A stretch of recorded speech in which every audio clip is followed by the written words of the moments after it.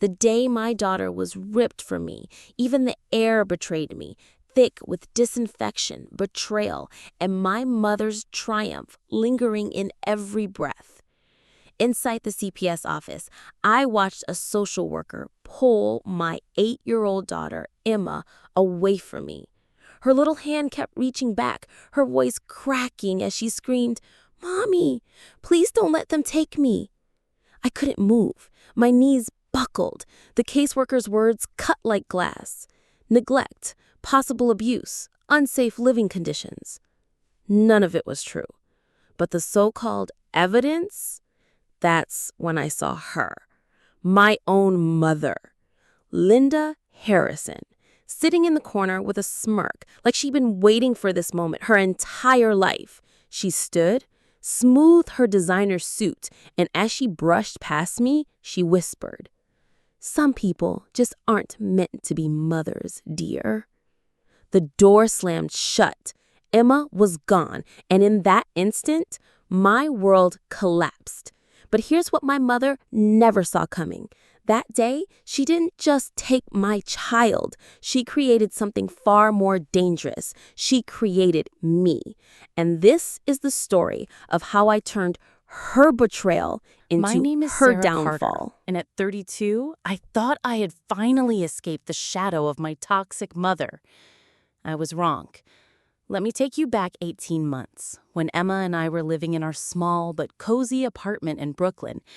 After my divorce from Emma's father, a deadbeat who chose cocaine over child support, it was just the two of us against the world. And we were winning. I worked as a freelance graphic designer, mostly corporate logos and small business websites. It wasn't glamorous, but it paid the bills and let me be present for Emma. School pickup, homework help, bedtime stories, I was there for all of it. Emma was my miracle baby. Born 3 weeks premature after a difficult pregnancy, she came into this world fighting, just like her mother. She had these enormous brown eyes that could see straight into your soul, and a laugh that sounded like wind chimes in a gentle breeze. At 8, she was reading at a 6th grade level and could draw better than most adults. She was perfect. But I didn't know then that perfection makes some people jealous. My mother, Linda Harrison, was everything I'd sworn never to become. 63 years old, wealthy from her third husband's life insurance money, and poisonous in the way that only someone who's never been truly happy can be. She lived in a mansion in Westchester, surrounded by crystal figurines and photographs of herself at various charity galas. No pictures of me, no pictures of Emma. We were her dirty little secret, the daughter who married down, and the granddaughter she barely acknowledged. Linda had opinions about everything I did wrong. My apartment was too small, my job wasn't prestigious enough, my parenting was too permissive. "Children need structure, Sarah," she'd say during her monthly obligation visits. "Emma is becoming wild under your guidance." Wild. My brilliant, beautiful, well-behaved daughter was wild? But I didn't know then that Linda was already planning to fix what she saw as my failures. The first red flag came last Christmas. Emma had drawn a picture of our family, just the two of us, holding hands under a rainbow. "Where's Grandma Linda?" my mother asked, studying the drawing with cold eyes. "Emma draws what makes her happy," I said. Interesting choice of words. She tucked the drawing into her purse, and I thought nothing of it. I should have thought everything of it. Around that same time, Linda started offering to help more, babysitting when I had client meetings, taking Emma shopping for school clothes, offering to pay for private school. "I want to be more involved in my granddaughter's life," she said. It sounded generous. It sounded like the mother I'd always hoped she could be. But I didn't know then that generosity from Linda Harrison always came with strings attached. The private school was Winmere Academy, an elite institution where tuition cost more than most people's salaries. Linda insisted Emma would get a proper education there. "She's too bright for public school. You're holding her back with your limitations." Against my better judgment, I agreed. Emma was excited about the uniforms and the art program, and I wanted to give her every opportunity I'd never had. Linda paid the full tuition up front, $35,000. Consider it an investment in Emma's future, she said. What I didn't realize was that it was an investment in my destruction. Within weeks, Emma started coming home with stories. Her teachers were asking about her home life. The school counselor wanted to schedule meetings. There were concerns about Emma's emotional state. What kind of concerns? I asked Emma one afternoon as she picked at her after-school snack. Mrs. Peterson asked if you ever get really angry and if I ever feel scared at home. My blood ran cold. What did you tell her? I told her you only get mad when they don't clean my room, and I'm never scared because you always protect me. But I didn't know then that my daughter's honest answers were being twisted into something sinister. The home visit started in February. Social workers showing up unannounced, clipboards in hand, eyes scanning for problems. Just routine follow-ups, they said. The school filed some reports. What reports? What problems? Our apartment was clean, Emma was healthy and happy, and I had never laid a hand on her in anger. But somehow, every visit resulted in more questions, more concerns, more documentation. Emma mentioned that you sometimes work late into the night, one caseworker noted. I freelance. I work when she's sleeping so I can be available during the day. And she mentioned that money is sometimes tight. We're fine. We have everything we need. But being fine wasn't good enough. Being a single mother who struggled sometimes wasn't acceptable. Being human was a crime. The worst part, I could see Linda's fingerprints on everything. The questions they asked were the same criticisms she'd been making for years. The concerns they raised were the exact insecurities she'd always exploited. She was orchestrating this entire nightmare. But I didn't know how far she was willing to go to prove her point. The final blow came on a Tuesday morning in March. I was working on a rush project for a new client when my phone rang. Mrs. Carter, this is Principal Davidson from Winmere Academy. We need you to come in immediately. Is Emma okay? Please just come in, Mrs. Carter. The drive to Winmere felt like traveling through molasses. Every red light stretched into eternity. Every minute felt like an hour. When I arrived, Emma was sitting in the nurse's office with a bruise on her arm. What happened? I demanded. That's when Principal Davidson dropped the bomb that would destroy my life. Emma told us you hit her this morning before school. The words hit me like a physical blow. That's impossible. I would never... Emma, sweetheart, tell them what really happened.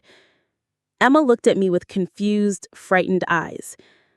Mommy, you were really angry about the spilled juice. I had been frustrated that morning. Emma had accidentally knocked over her orange juice, and I'd sighed in expiration as I cleaned it up. I'd said something like, Emma, please be more careful. That was it. No yelling, no hitting, no violence of any kind. But somehow, in the span of 6 hours, my moment of human frustration had become child abuse. I think there's been a misunderstanding, I started. Mrs. Carter, we've been documenting concerning patterns for months. Emma's drawings, her behavior in class, her responses to our counselor's questions. She showed me a folder of papers, Emma's artwork analyzed for signs of trauma, comments from teachers about her anxiety around authority figures, reports from a counselor about troubling home dynamics. Every innocent moment had been weaponized against me. But I didn't know that this was just the opening salvo. We're required by law to report suspected abuse, Principal Davidson continued. CPS will be conducting a thorough investigation. Investigation of what? I've never abused my daughter. But as I was saying it, I could see the doubt in their eyes. The way they looked at me had changed. I was no longer Emma's devoted mother. I was a suspect. The next few hours were a blur of phone calls, paperwork, and invasive questions. CPS arrived at our apartment that afternoon with a warrant and a camera crew. They photographed everything. Emma's bedroom, the refrigerator, the medicine cabinet, even the inside of our garbage cans, looking for evidence of the monster they'd been told I was. Mrs. Carter, Emma will need to stay with a relative tonight while we process this case, the lead investigator said. A relative? Her father's not in the picture, and my mother... Actually, Mrs. Harrison has already volunteered to take temporary custody. My blood turned to ice. My mother volunteered? She called us this morning, said she was concerned about Emma's safety and wanted to help. That's when I understood. This wasn't a misunderstanding or a bureaucratic mistake. This was a coup. Linda had played a game of chess while I was playing checkers, and she just declared checkmate. But I didn't know then that taking Emma was only the beginning of her revenge. That evening, I drove to Linda's mansion in Westchester. I had to see Emma, had to explain that this was all a terrible mistake. Linda met me at the door, blocking my entrance like a security guard. "Hello, Sarah. I wondered when you'd show up." "Where's Emma? I need to see my daughter." "Your daughter is upstairs, having a proper dinner for the first time in months, I'd imagine." The insult hit its mark, but I pushed past it. "Linda, you have to tell them the truth. You know I would never hurt Emma." She studied me with cold, calculating eyes. "Do I?" "Sarah, you've been struggling for years, working all hours, barely making ends meet, raising that child in that cramped little apartment." "That cramped little apartment is our home." "That cramped little apartment is a symptom of your failures as a mother." Her words were ice picks to my heart. "How can you say that? Emma's happy, she's healthy, she's better off with me." The simple statement hung in the air like a death sentence. "Linda, please, whatever you think I've done wrong, we can fix it. But Emma needs to be with her mother. Emma needs stability. She needs resources. She needs a family that can provide for her future. I am her family." Linda smiled then, and it was the most terrifying thing I'd ever seen. "Not anymore, dear. The state has determined that you're an unfit mother. I'm simply stepping in to provide what you cannot." That's when I realized the truth. Linda hadn't been trying to help Emma. She'd been trying to steal her. But I didn't know then how long she'd been planning this theft. The custody hearing was a slaughter.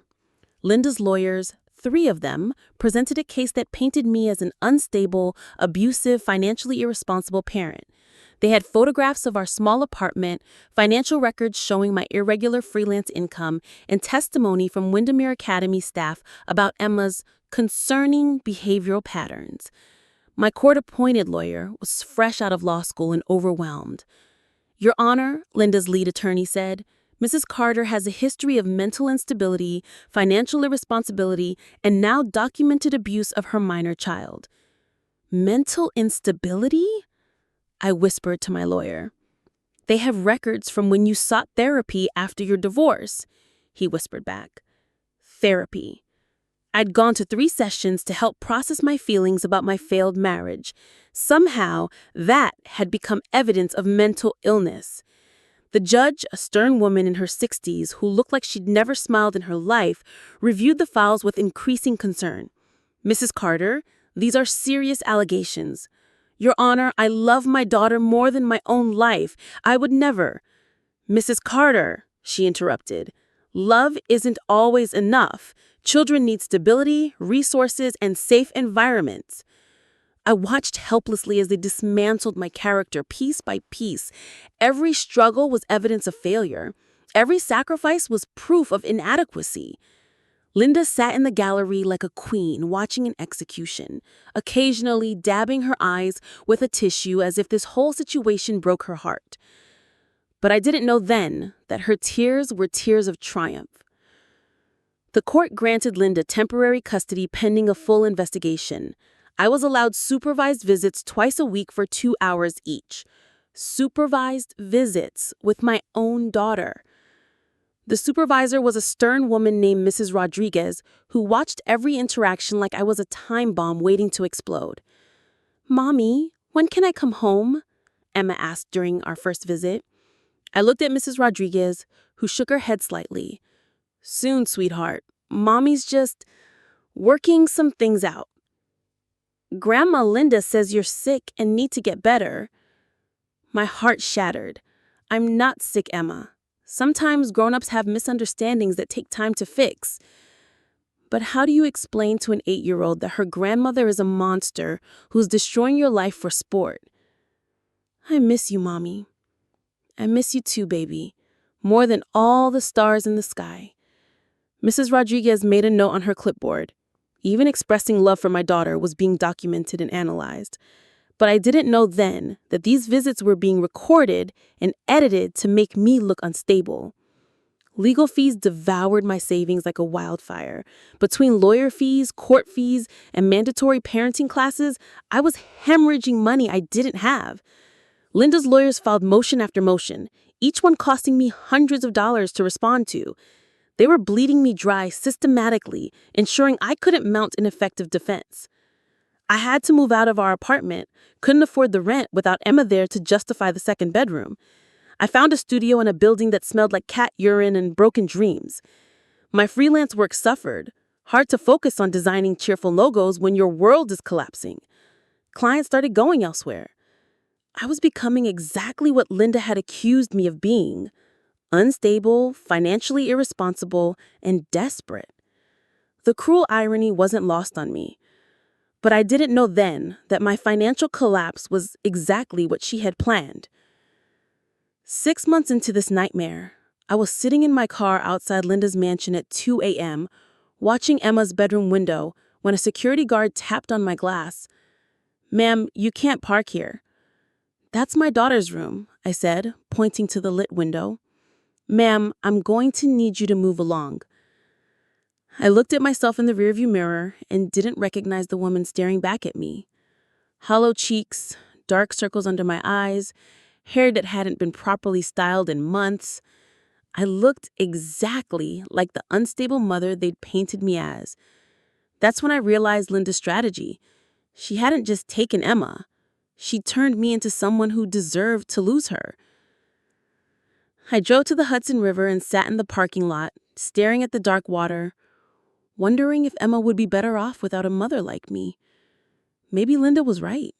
Maybe I was too damaged, too broken, too poor to give Emma the life she deserved. The pills in my purse, leftover anxiety medication from my divorce, seemed like a merciful solution. But as I held the bottle, my phone buzzed with a text from an unknown number. "Your daughter needs you to fight. Don't let her win. Someone who knows the truth." I stared at that message for an hour, wondering if it was real or if my desperate mind had conjured hope from nothing. But I didn't know then that this text would save both our lives. The next morning, I met my anonymous texter at a diner in Queens. She was younger than me, maybe 25, with tired eyes and the worn look of someone who'd seen too much. "My name is Jessica Torres," she said, sliding into the booth across from me. "I used to work for your mother." My blood went cold. Work for her how? Private investigator, corporate espionage, mostly, rich people problems. She stirred her coffee nervously. "Linda hired me 8 months ago to build a case against you." The words hit like a physical blow. 8 months? But the school incident only happened 3 months ago. The school incident was the grand finale. Linda's been orchestrating this for almost a year. Jessica opened a laptop and turned it toward me. Bank records, email chains, surveillance photos, a digital paper trail that made my stomach turn. She's been planning this custody grab since Emma started showing signs of being special. Special how? "Your daughter tested in the 99th percentile for artistic ability. Windmere Academy wanted to feature her in their gifted program brochure. There was talk of scholarship opportunities, maybe even national recognition. I thought of Emma's drawings, her natural talent, the way she could capture emotion with a few simple lines. Linda saw dollar signs and bragging rights, a brilliant granddaughter she could show off at her charity events. But there was one problem. Me. You, the struggling single mother who wasn't good enough for Linda's social circle. But I didn't know then how deep this conspiracy actually went. Jessica showed me recordings I never knew existed, Linda coaching Emma on what to say to school counselors. Remember, sweetheart, when mommy gets frustrated, how does it make you feel? Sad? Scared. It makes you feel scared. And when she cleans up messes, does she seem angry? Sometimes she sighs. She yells. Sometimes mommy yells when she's cleaning up your mistakes. Watching my mother manipulate my innocent daughter was like watching someone poison a well. Every natural childhood moment had been twisted into evidence of my inadequacy. There's more, Jessica said, clicking to another file. Financial records showing Linda had paid Winmere Academy to flag my case for special attention. Email chains between Linda and CPS supervisors. Apparently, she had donated heavily to children's charities and had connections in the system. She bought them, I whispered. She bought access, influence, and credibility. When Linda Harrison calls with concerns about child welfare, people listen. The scope of the conspiracy was breathtaking: fake witnesses, doctored reports, and a systematic campaign to destroy my reputation as a mother. "Why are you showing me this?" I asked. Her expression darkened. Because Linda Harrison destroyed my family too. But I didn't know then what that meant. My little brother Carlos was in foster care. Good kid, just got dealt a bad hand. Linda's charity was supposed to help kids like him find permanent homes. She showed me photos of a boy who couldn't have been more than 10, with Jessica's eyes and a gap-toothed smile. Instead, she used her influence to keep him in the system, kept him available for photo ops at fundraising events, the sad little boy who needed help. My heart broke for her. Jessica! She used her influence to keep him in the system, kept him available for photo ops at fundraising events, the sad little boy who needed help. My heart broke for her. Jessica! She used her influence to keep him in the system, kept him available for photo ops at fundraising events, the sad little boy who needed help. My heart broke for her. Jessica! Carlos died so Linda could have a prop for her charity galas, and now she's doing the same thing to Emma. What do you mean? Emma isn't just a granddaughter to Linda. She's an asset, a brilliant, talented, photogenic little girl who makes Linda look like the perfect grandmother, the kind of woman who sacrifices to save her granddaughter from an unfit mother. The calculation was horrifying and brilliant. Linda got to play savior while positioning Emma as her crowning achievement. "We have to stop her," I said. "We will, but first you need to understand something important." "What?" "Linda Harrison has been doing this for years. You're not her first victim." But I didn't know then how many other mothers she'd destroyed. Over the next 3 hours, Jessica laid out Linda's history like a prosecutor presenting evidence to a jury. 3 other cases over the past 15 years, where Linda had systematically destroyed families to get what she wanted. A cousin whose children she wanted to rescue from poverty, a neighbor whose son she had coveted as a companion for her late husband, a business partner whose daughter she had tried to adopt after manufacturing evidence of abuse. What happened to those families? The cousin lost her kids permanently. They're in their 20s now, completely estranged from their birth mother. The neighbor's son ended up in therapy for years, never understanding why his life was turned upside down. And the business partner? Her expression was grim. Suicide. She couldn't handle losing her daughter and being labeled an abuser. The room spun. She killed her? Linda destroyed her. There's a difference, legally speaking. I felt sick. How was she getting away with this? Money, influence, and careful planning. She never breaks any laws herself. She just creates situations where other people make the decisions she wants. Like a puppet master. Exactly. And you know what the worst part is? What? She genuinely believes she's helping these children. In her mind, she's saving them from inadequate parents and giving them better lives. The delusion was almost more terrifying than the malice. But I didn't know then that Jessica had already figured out how to stop her. "Linda Harrison has one weakness," Jessica said, pulling out a thick folder. "Her ego." "What do you mean?" She can't resist taking credit for her victories. All those charity galas, all those speeches about helping children, she documents everything. Photos, videos, social media posts. Jessica opened the folder to reveal dozens of printouts, Instagram posts, Facebook updates, local newspaper articles, all featuring Linda as the hero grandmother who'd saved Emma from an unfit mother. She's already rewriting history, I said. Exactly, and that's going to be her downfall. How? Jessica smiled for the first time since I'd met her. Because everything she said publicly contradicts the evidence I've been gathering. She can't be both the concerned grandmother who recently discovered abuse and the loving grandmother who's been involved in Emma's life all along. The timeline doesn't match. The timeline is a disaster. I've got her claiming she barely knew about Emma's situation in court documents while simultaneously posting photos of them together at events that happened months before the alleged abuse. My heart started beating faster. She's been bragging about a crime she's still committing. And better yet, some of those posts include other children, kids from her previous campaigns who are now old enough to speak for themselves. You've contacted them? I've contacted all of them. And Sarah, Jessica leaned forward, her eyes blazing with determination. They want justice just as much as you do. But I didn't know then that getting justice would require me to become someone I'd never been before. The transformation didn't happen overnight. Jessica taught me to think like an investigator, to document everything, to see patterns where I'd only seen chaos before.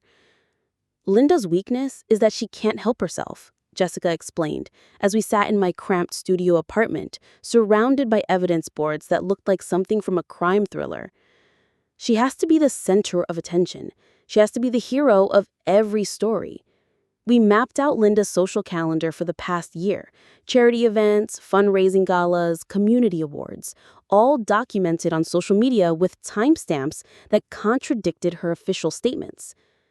"Look at this," I said, pointing to a Facebook post from 4 months before the CPS incident. Linda is at the Children's Hospital charity auction, and she's telling people about her gifted granddaughter who might be featured in an art exhibition.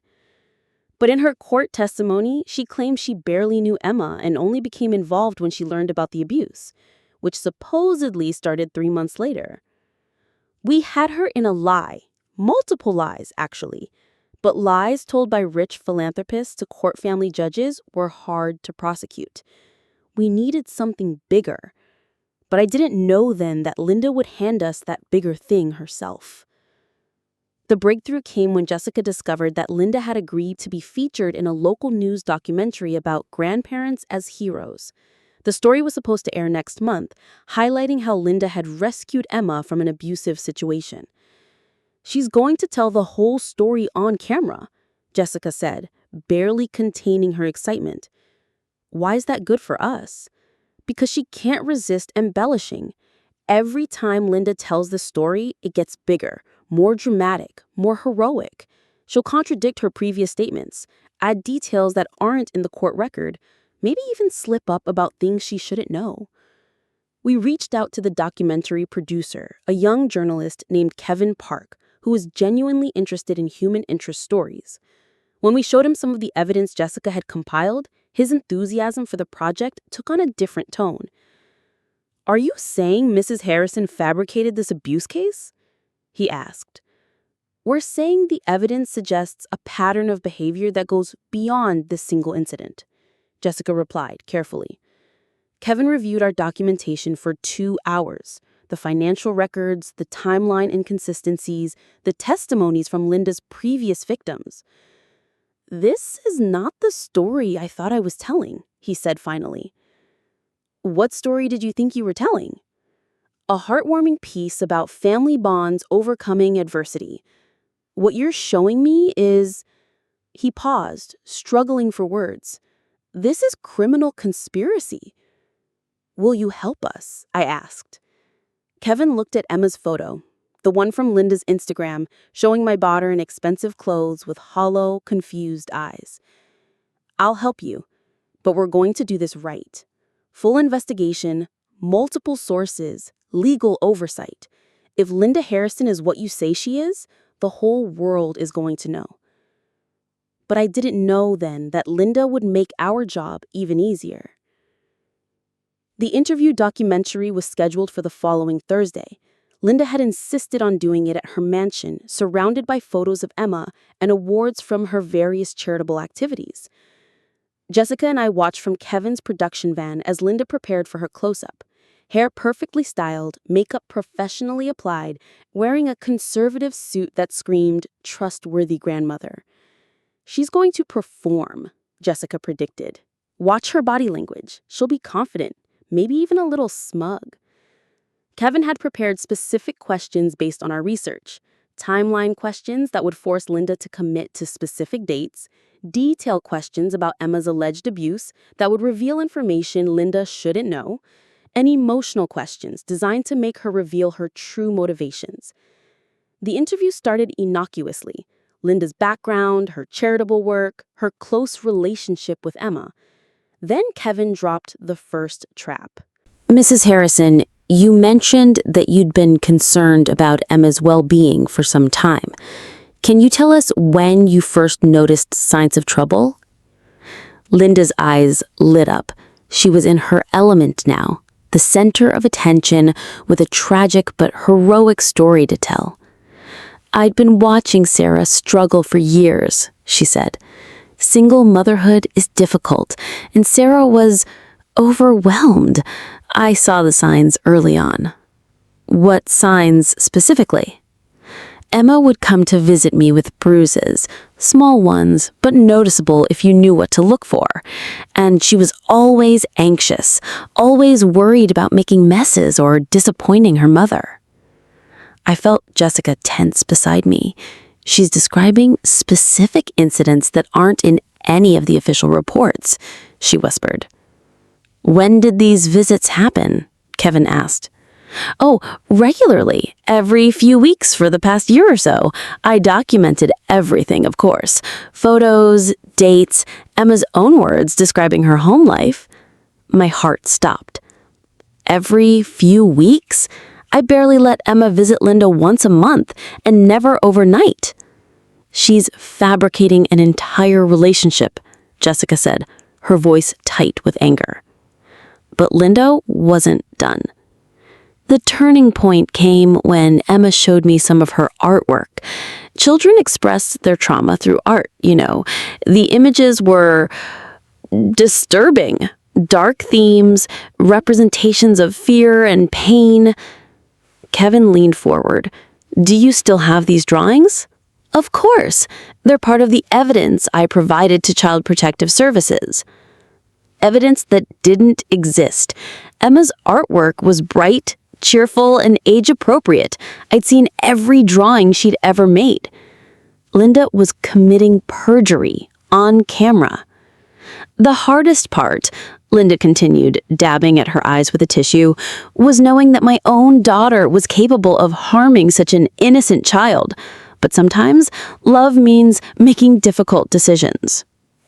Difficult decisions? I had to choose between protecting my daughter and protecting my granddaughter.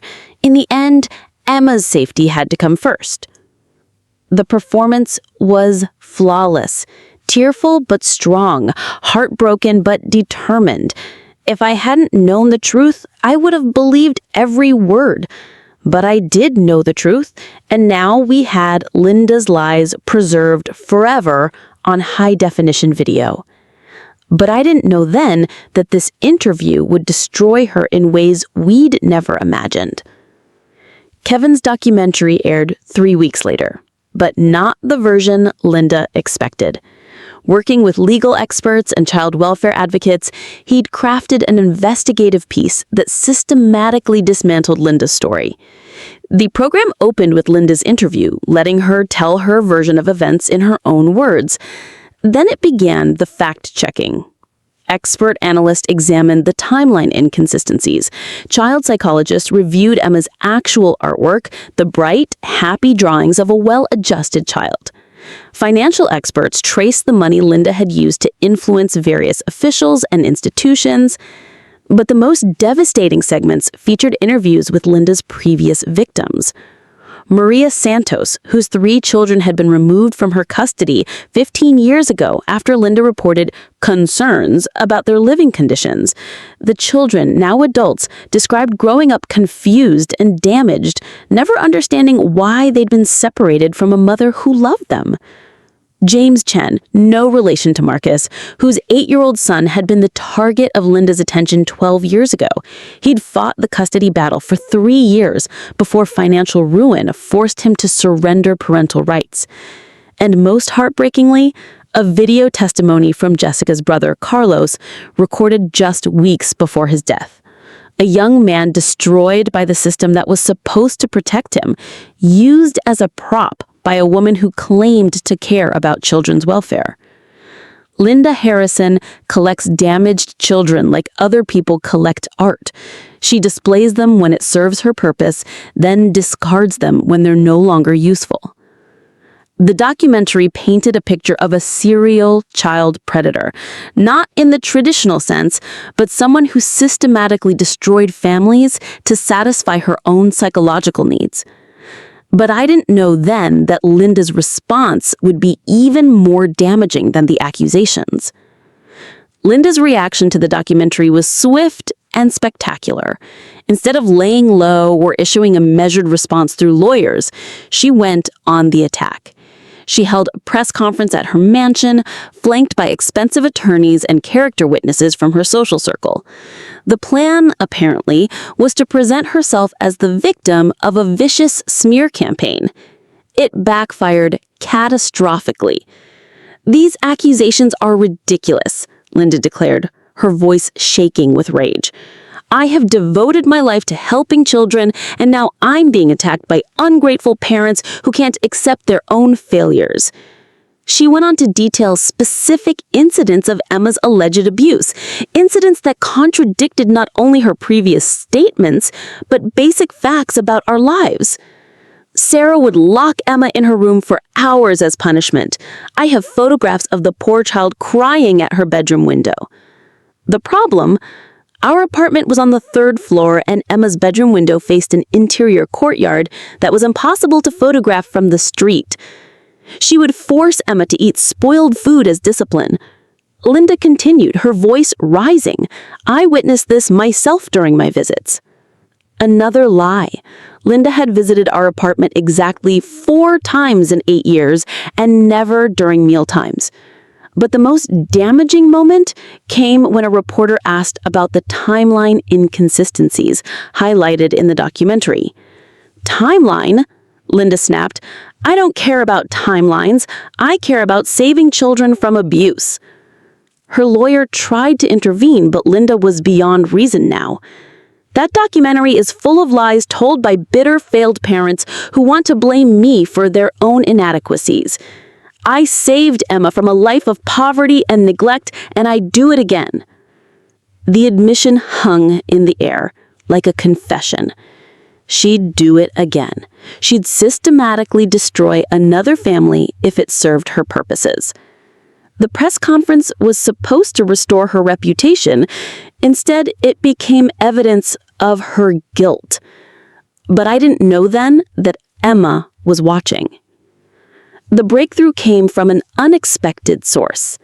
Emma herself, now 9 years old and increasingly aware that the adults around her weren't telling the truth.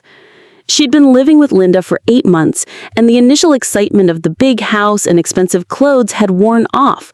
What remained was a confused, frightened little girl who missed her mother and didn't understand why everyone kept lying about their life together. Emma had started acting out at Winmare Academy, not violently, but in ways that concerned her teachers.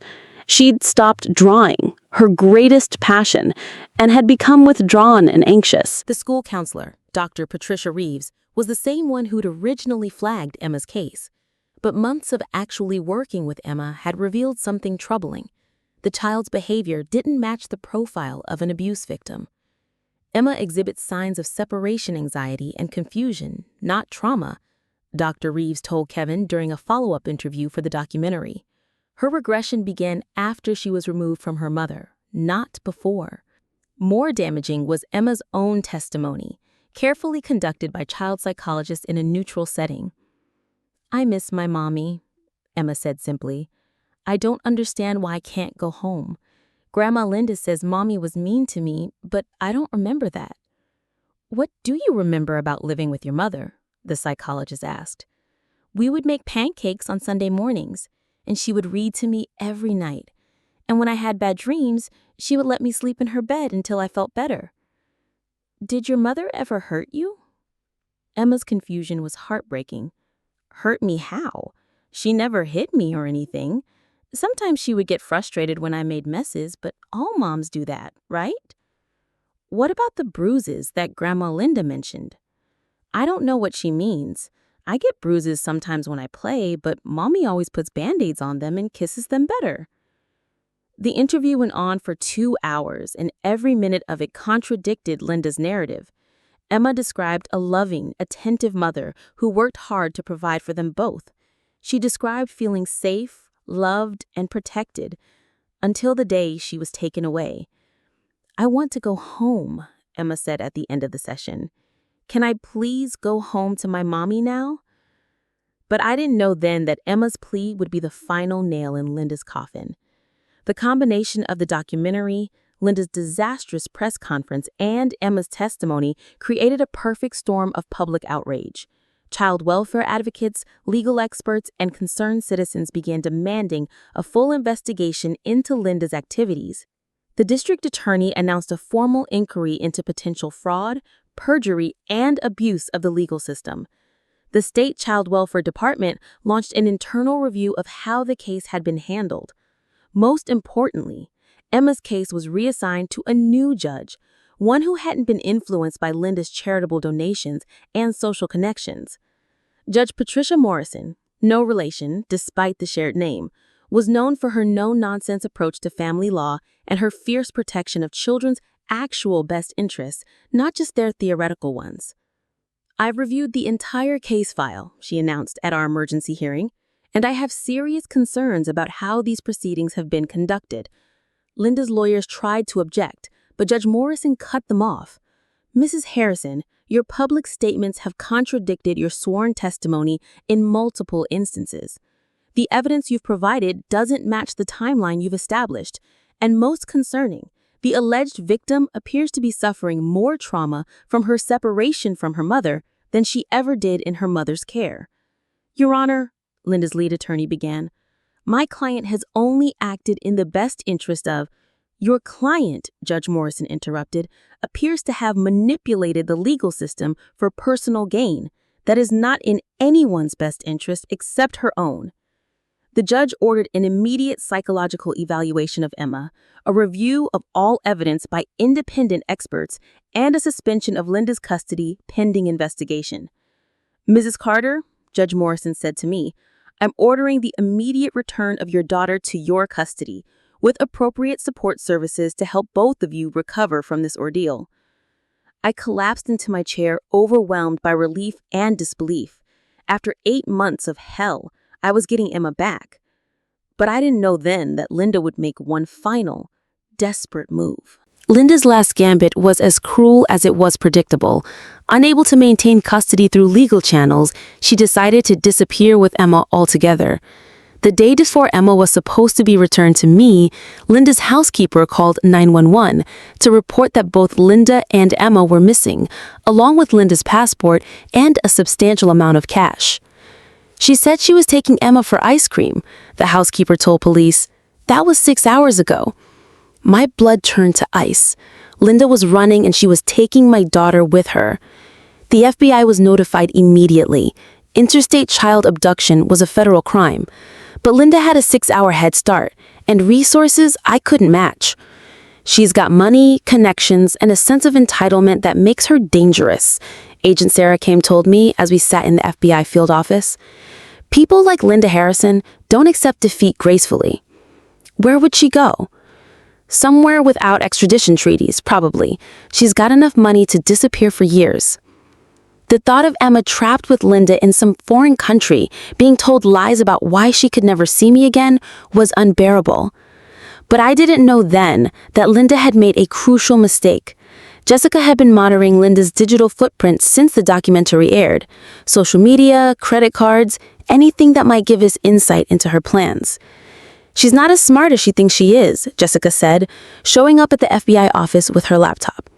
"Linda's been researching international custody laws for weeks, and she's been sloppy about covering her tracks." Agent Kim leaned over Jessica's shoulder as she pulled up browser histories and search logs. "Look at this," Jessica said. "Searches for child custody laws Brazil, extradition treaties South America, and international schools Rio de Janeiro. She's got a plan, and she's been documenting it." More damaging were Linda's financial records. Large cash withdrawals, wire transfers to offshore accounts, and purchases that suggested extended international travel. "She's been planning this for weeks," Agent Kim said. "This wasn't a desperate last-minute decision." "Can you track her?" I asked. "We're working on it. But Jessica, what else can you tell us about Linda's resources? Properties, connections, anything that might help us predict where she'd go?" Jessica pulled up another screen. "Linda's second husband owned property in Costa Rica. It's been sitting empty since he died, but the utilities are still being paid." "That's it," Agent Kim said. "Costa Rica doesn't have strong extradition laws, and Linda would be familiar with the area." They put out an international alert, but I knew Emma and I couldn't wait for bureaucratic processes to play out. "I'm going down there," I told Agent Kim. "Mrs. Carter, that's not advisable. My daughter is with a woman who's already proven she'll do anything to keep her. I'm not waiting for official channels." Jessica looked up from her laptop. "I'm going with you." "Jessica, you don't have to." "Yes, I do. Linda Harrison destroyed my family, and now she's trying to destroy yours. This ends in Costa Rica." But I didn't know then that Emma would save herself.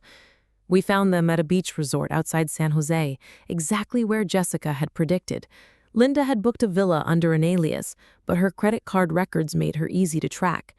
I watched from the resort restaurant as Linda and Emma sat by the pool. Emma looked lost, confused, occasionally crying while Linda ignored her distress and read a magazine. My heart broke seeing my daughter's obvious misery, but I forced myself to wait for the local authorities Jessica had contacted. "The Costa Rican police will handle the actual arrest," Jessica had explained. "We're just here to identify them and make sure Emma gets home safely." But as we waited for backup, something unexpected happened. Emma, who had been sitting quietly by the pool, suddenly stood up and started walking toward the resort lobby. Linda, absorbed in her magazine, didn't immediately notice. I watched my 9-year-old daughter march up to the front desk and say something to the clerk. The clerk picked up the phone, spoke rapidly in Spanish, then handed the phone to Emma. "Mommy?" Emma's voice, speaking to the resort's international operator, carried across the lobby. "Is that you? I'm in Costa Rica with Grandma Linda and I want to come home." Smart girl. My brilliant, brave daughter had figured out how to call for help while Linda wasn't paying attention. By the time Linda realized what was happening, it was too late. Costa Rican police were already on their way and Emma was safely in the hotel manager's office talking to me on the phone. "I knew you'd find me, Mommy," Emma said through her tears. "I've been waiting for you to come get me. I'm here, baby. I'm right here and I'm taking you home." But I didn't know then that Linda still had one final card to play. When the police arrived, Linda tried one last manipulation. She claimed Emma was her legal ward, that I was the kidnapper, that she was protecting Emma from an abusive situation. "This woman is mentally unstable," she shouted as the officers approached. "She's been stalking us. Emma is afraid of her." But Emma, my brave little girl, stepped forward and said clearly, "That's my mommy. I want to go home with my mommy."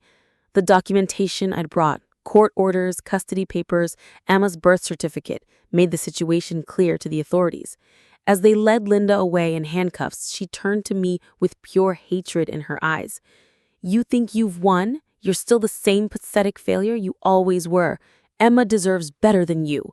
"Maybe," I said quietly, "but she deserves better than you too. And she's going to get the chance to decide for herself what kind of person she wants to become." Linda's face crumpled as the reality of her situation hit her. She'd lost everything, her reputation, her freedom, her granddaughter, and her delusions of righteousness. "I was trying to help her," she whispered, and for the first time I almost felt sorry for her. Almost. But I didn't know then that this moment would change both Emma and me forever. The flight home from Costa Rica was the longest and shortest of my life. Emma fell asleep in my lap somewhere over the Gulf of Mexico, and I spent those hours just watching her breathe, still hardly believing she was safe. "Mommy," she whispered as we descended into JFK. "Yes, baby." "Are we really going home?" "We're really going home." She was quiet for a moment, then, "I'm sorry I believed the things Grandma Linda said about you." My heart ached for her confusion and misplaced guilt. "Sweetheart, you have nothing to be sorry for. Grandma Linda is very good at making people believe things that aren't true. That's not your fault." "She said you didn't love me enough to fight for me." "And what do you think now?" Emma looked up at me with those enormous brown eyes, older now than they should be at 9 years old. "I think you came all the way to Costa Rica to get me." "That's pretty good fighting." Linda was extradited back to New York and charged with kidnapping, fraud, perjury, and abusive legal process. Her trial became a media sensation, with journalists calling it the grandmother from hell case. She was sentenced to 12 years in federal prison. The civil lawsuits from her previous victims resulted in the loss of her mansion, her assets, and her reputation. Linda Harrison, who had once been featured in Society magazines as a philanthropist and child advocate, died in prison 3 years later, forgotten and alone. Emma and I moved to a new apartment in Brooklyn, bigger than our old place, but still modest. I started a new business, specializing in helping other parents navigate the family court system. Jessica became my business partner and Emma's honorary aunt. "Are you happy?" Jessica asked me one afternoon as we watched Emma play in the park, drawing pictures of butterflies and rainbows, bright, cheerful images that proved she was healing. "I'm grateful," I said. "There's a difference." Emma thrived back in her real life. She returned to public school, made friends, and slowly began drawing again. The trauma of her months with Linda faded, though she still had nightmares sometimes. "Mommy," she said one night as I tucked her in, "why did Grandma Linda want to hurt us?" It was a question I'd been dreading and preparing for in equal measure. "Some people get confused about what love means," I told her. "They think love is about owning someone or controlling them. But real love is about wanting someone to be happy, even if that means letting them make their own choices." "Like how you love me?" "Exactly like how I love you." She thought about this for a moment. "Do you think Grandma Linda will ever understand the difference?" "I don't know, sweetheart, but it's not your job to teach her. Your job is just to be Emma and to let people who really love you help you grow into whoever you want to become." 3 years later, Emma is 12 years old, confident and thriving. She's an honor student, a talented artist, and the kind of kid who stands up for other kids who are being bullied. The experience with Linda taught her that adults aren't always right, that systems don't always work, and that sometimes you have to fight for what matters most. But it also taught her that real love looks like showing up, fighting back, and never giving up on the people who matter to you. "You know what I learned from all this?" Emma told me recently as we were making pancakes on a Sunday morning, our tradition that Linda's cruelty could never take away. "What's that, baby?" "I learned that family isn't about who shares your blood. It's about who shows up when you need them." She was right, of course. Our real family included Jessica, who'd risk everything to help us; Kevin, the journalist, who told our story with integrity; Dr. Reeves, who'd seen through the lies to the truth; Judge Morrison, who had the courage to admit the system had failed us. Linda had shared Emma's blood, but she'd never been family. Looking back, I realized that Linda's betrayal was also a twisted gift. It forced me to become stronger than I'd ever thought possible. It taught me that love without action is just sentiment, and that protecting your children sometimes means going to war with the people who claim to care about them. Most importantly, it showed Emma what real mother love looks like. Not the suffocating control that Linda mistook for love, but the fierce, protective, unconditional commitment to her happiness and well-being. Emma knows now that her mother will fly to foreign countries to bring her home. She knows that I'll fight lawyers and judges and federal agents if that's what it takes to keep her safe. She knows that my love for her has no conditions, no expiration date, and no limits. And that knowledge, that unshakable certainty that she is loved, is the foundation from which she'll build her entire life. Linda Harrison thought she could steal my daughter by convincing the world I was an unfit mother. Instead, she proved that I was exactly the mother Emma needed me to be. Sometimes the best revenge isn't destroying your enemies. Sometimes the best revenge is becoming everything they said you couldn't be, and raising a daughter who knows the difference between real love and beautiful lies. That's a victory worth fighting for. And that's how Sarah Carter turned her mother's cruelest betrayal into the ultimate victory. If you're dealing with toxic family members or custody battles, remember Sarah's story. Document everything, build your support network, and never, ever give up fighting for what's right. The system isn't perfect, but truth has a way of surfacing when people refuse to stay silent. What did you think of Linda's downfall? Was justice served? Or should the consequences have been even harsher? Let me know in the comments below.